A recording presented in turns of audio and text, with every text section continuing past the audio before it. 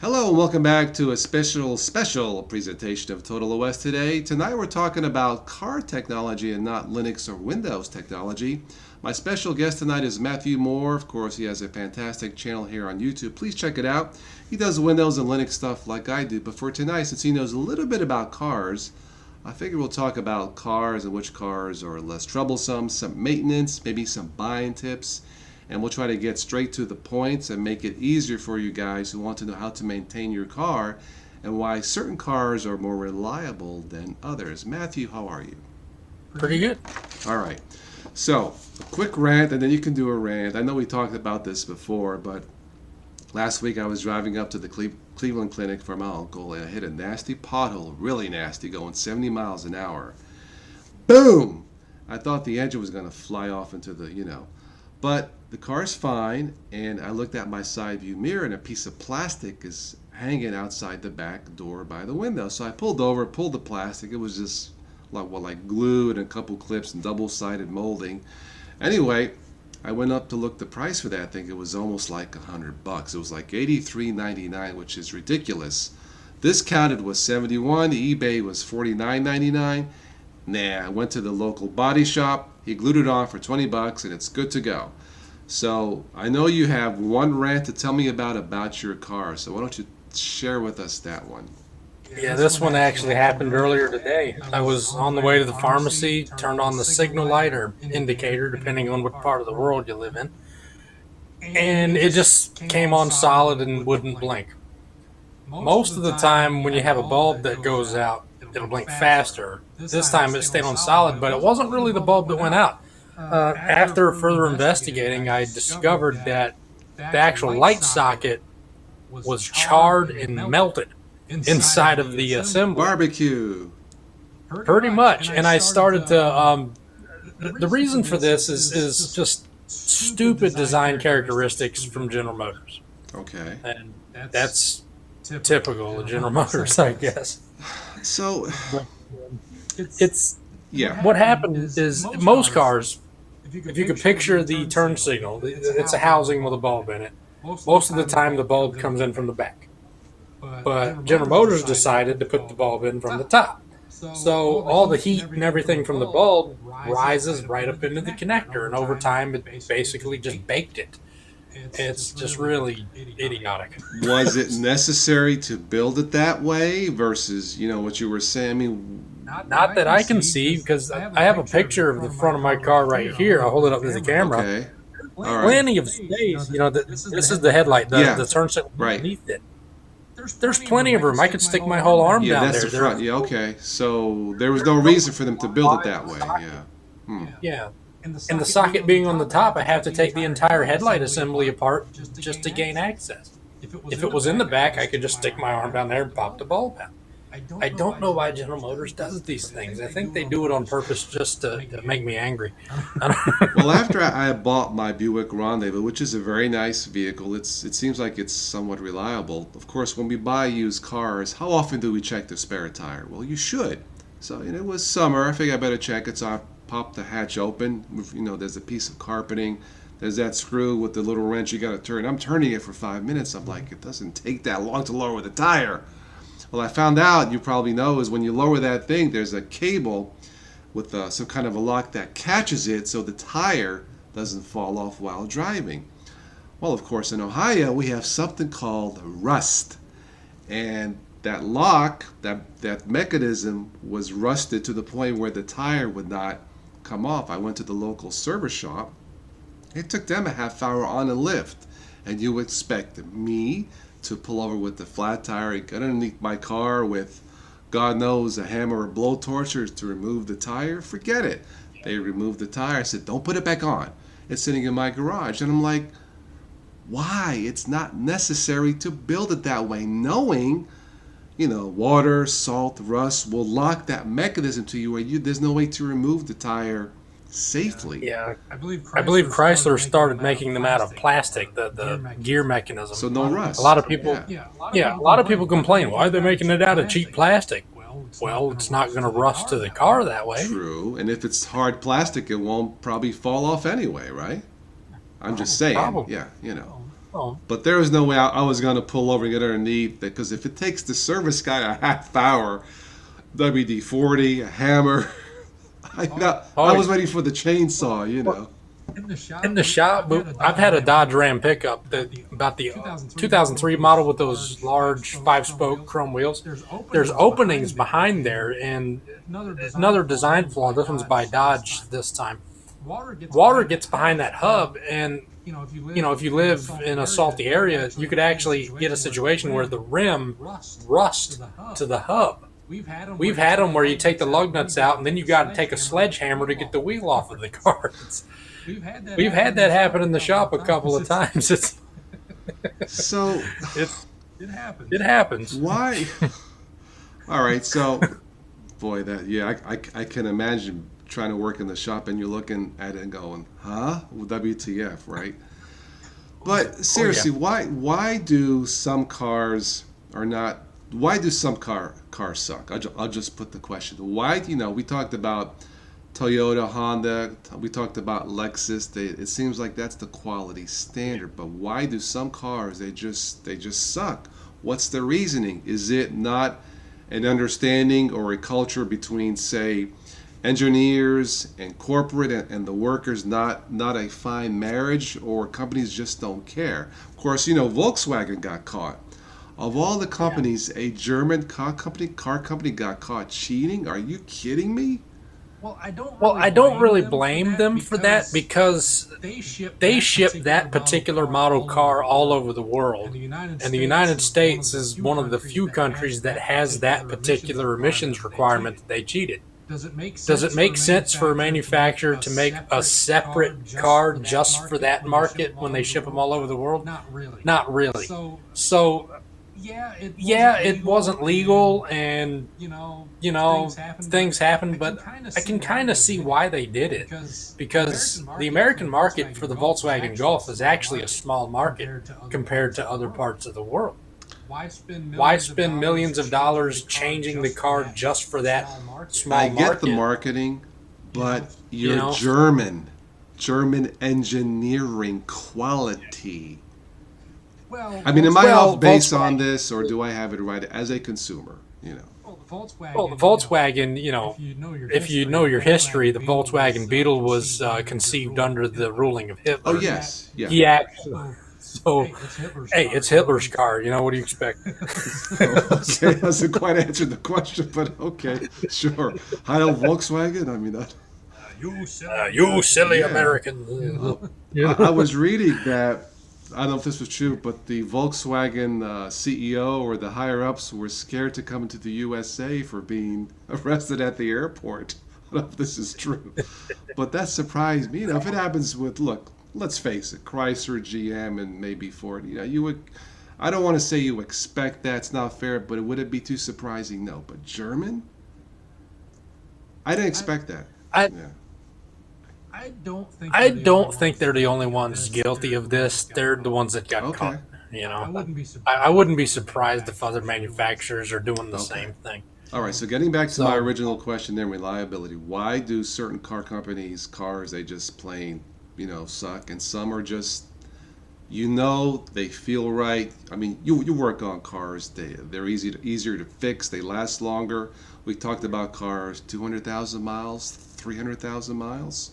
That's a lot of miles. every manufacturer, a lot of people generalize. I do this all the time. I do not like General Motors Okay. products. I own one. It gives me headaches all the time. I know I have friends that own them, and in the shop, I've been technician since 2003. I see them Okay. all the time. Motors products make me want to tear my hair out. But a lot of people are biased towards one brand or the other. But every manufacturer is guilty of making it. They all have their Yeah. bad apples. They all have their good vehicles. Every manufacturer has good and bad. So it's not fair to judge a manufacturer strictly based on one or two bad experiences. But there are some manufacturers that tend to have reputations of being reliable and unreliable. Toyota, for example, they have the reputation, at least in here in the United States, of being the most reliable automotive manufacturer that we have. I don't know if that's true in other Okay. parts of the world, but it's certainly here in the United States. But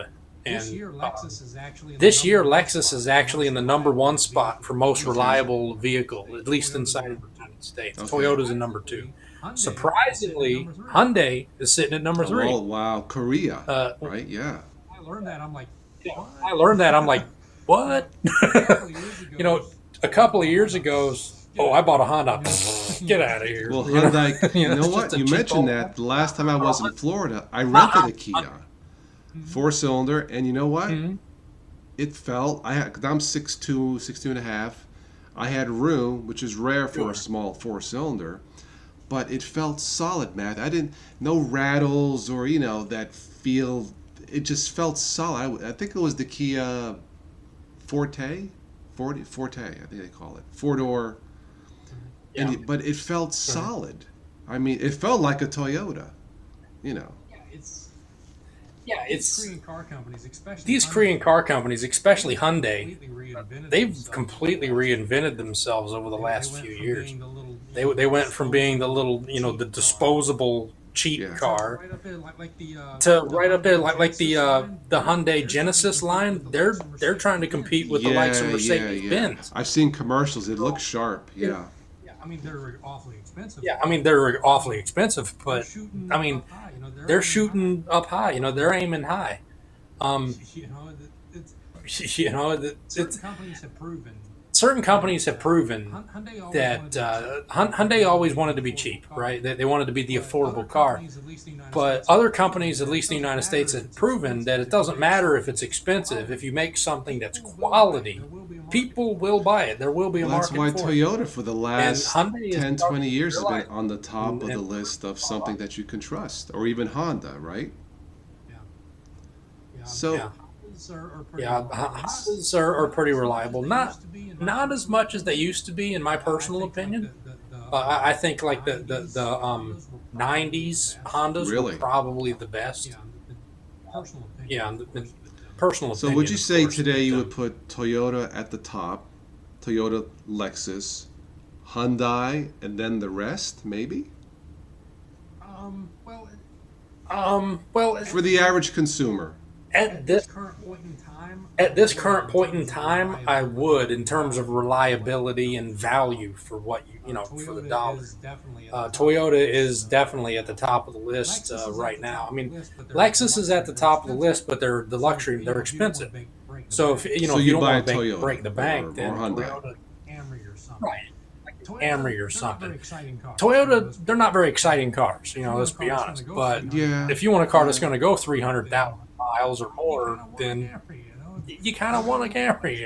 But They go a long ways. every manufacturer But goes through their ups and every downs. manufacturer goes through their ups and downs. 5 years ago, Ford was doing Five really years well. ago, Ford was doing really well. Six of their vehicles About all six made of the their top 10 vehicles consumer all list made the top for 10 reliable consumer vehicle. list You know, for a Wow. reliable vehicle. And today, 5 they're years just ago. kind of being And stagnant. today They're they're not just really kind high of up on the being list. stagnant. They're not really high up on the Ford list is right now. But pioneering a lot of the Ford is pioneering a lot of the I think technology. they're bringing the I think that they're bringing the My Ford Sync the technology, Wi-Fi the connected cars. Wi-Fi It's actually connected cool. Yeah. cars. Yeah. Yeah, this radar Yeah, car this avoidance radar system that they're working car on, where the avoidance cars system that they're working on, where the cars Yeah, yeah, talk to each yeah. other and know where each other can are on the avoid road crashing and into each other. can avoid All right, crashing into so each other. The first manufacturer Ford to was put also the airbags first in the manufacturer to actual put seatbelt. airbags in the actual Ford seatbelt. has a seatbelt. So that Ford has a seatbelt that the actual seatbelt itself Really? has an airbag inside of it. So when it Wow. goes off,